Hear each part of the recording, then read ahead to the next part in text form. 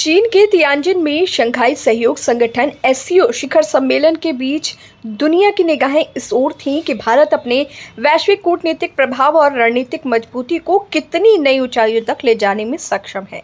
प्रधानमंत्री नरेंद्र मोदी ने न केवल सम्मेलन में भारत की बात को मजबूती से रखा, बल्कि वैश्विक मंच पर अपनी उपस्थिति और संवाद कौशल से ये संदेश भी दिया कि भारत अब महाशक्तियों के बीच निर्णायक भूमिका निभाने वाला एक प्रभावशाली और जिम्मेदार खिलाड़ी बन चुका है।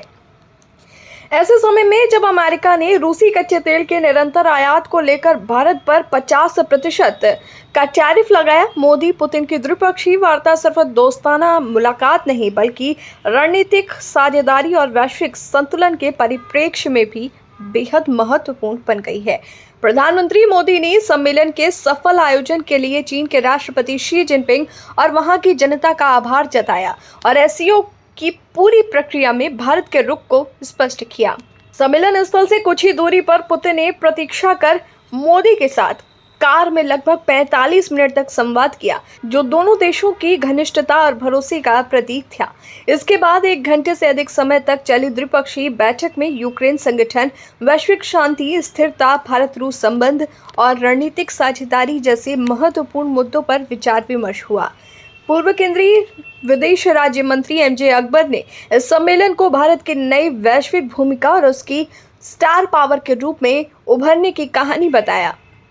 उन्होंने कहा कि मोदी के नेतृत्व में भारत ने सिद्धांतों पर आधारित कूटनीति अपनाकर न केवल अपने सम्मान को बढ़ाया है, बल्कि एशिया और विश्व में अपनी निर्णायक भूमिका भी स्थापित की है।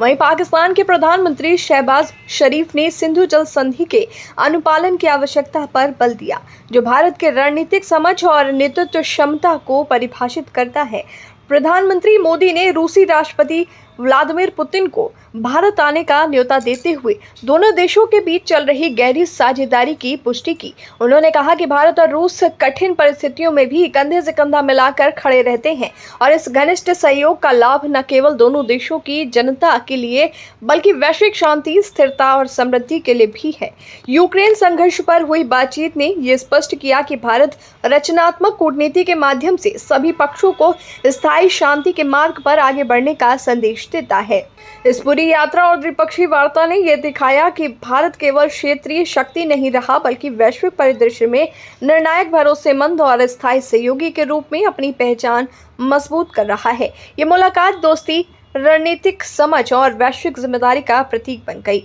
जो आने वाले वर्षों में भारत रूस संबंधों और वैश्विक कूटनीति की दिशा तय करेगी।